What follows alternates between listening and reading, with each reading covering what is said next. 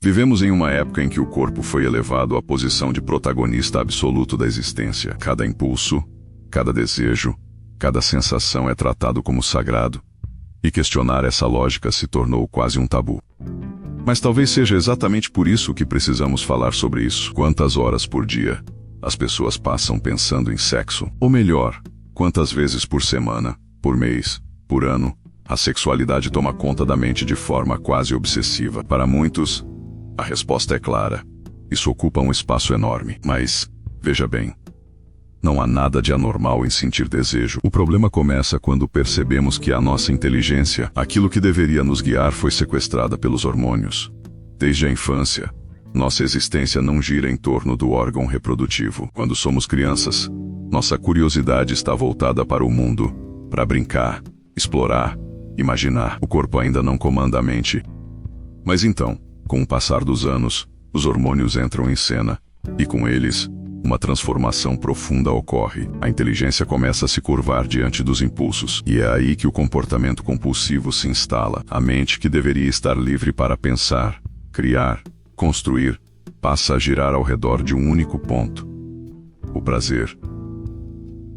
Tudo se resume ao corpo. A busca por satisfação se torna o centro da existência. E durante anos, talvez décadas, muitos vivem nesse ciclo, sem nem perceber. Mas então, algo curioso acontece. Com o passar do tempo, à medida que os hormônios diminuem sua intensidade, a pessoa começa a recuperar uma certa lucidez. Ela olha para trás, para suas escolhas, suas obsessões, seus comportamentos, e pensa: como eu pude viver daquela forma? É como se estivesse saindo de um transe, como se, finalmente, a mente estivesse livre novamente para observar a vida com clareza. O corpo humano por si só tem dois objetivos fundamentais: sobreviver e se reproduzir.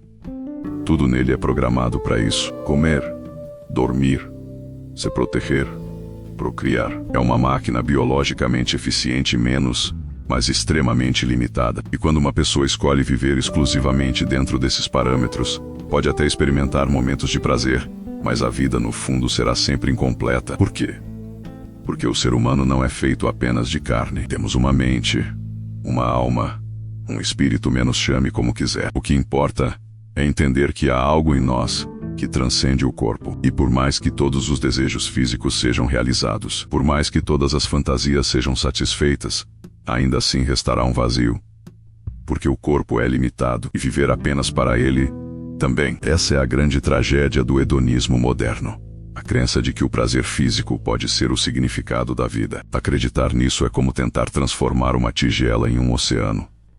O prazer pode ser bom, sim. O corpo tem seu valor, é claro, mas quando tentamos fazer do limitado algo ilimitado, só colhemos sofrimento. O corpo está em constante processo de decadência. Desde o momento em que nascemos, estamos de certa forma caminhando em direção ao túmulo. E se tudo o que conhecemos e valorizamos é o corpo, viver se torna um constante estado de medo.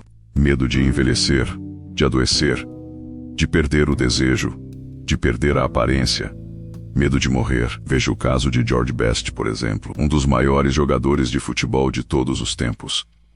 Fama, fortuna, beleza, mulheres. Ele teve tudo que o corpo poderia desejar, mas no fim, morreu como um homem destruído, infeliz. A prova viva de que ter tudo não é o mesmo que estar completo. E é justamente isso que muitos não querem admitir: que os caminhos do corpo são pequenos demais para conter a grandeza da alma humana. E quando uma sociedade inteira se curva diante dessa ilusão, o resultado é trágico. É o que vemos hoje, especialmente no Ocidente. Vivemos em uma cultura que fez do corpo um deus. Tudo gira em torno da aparência, do prazer, da sensualidade. O marketing, a música, o cinema, as redes sociais, tudo reforça essa ideia de que o corpo é o centro do universo. Mas ninguém fala do preço que isso cobra.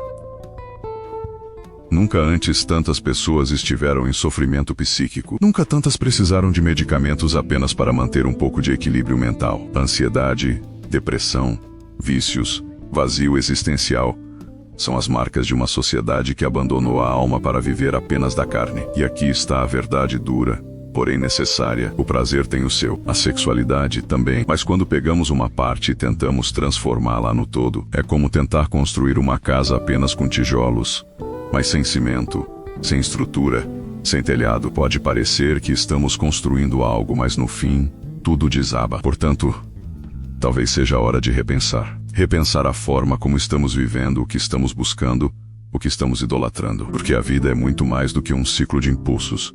A vida precisa de propósito. Precisa de sentido. Precisa de algo que transcenda o efêmero. E esse algo não será encontrado nos desejos do corpo, mas no despertar da consciência.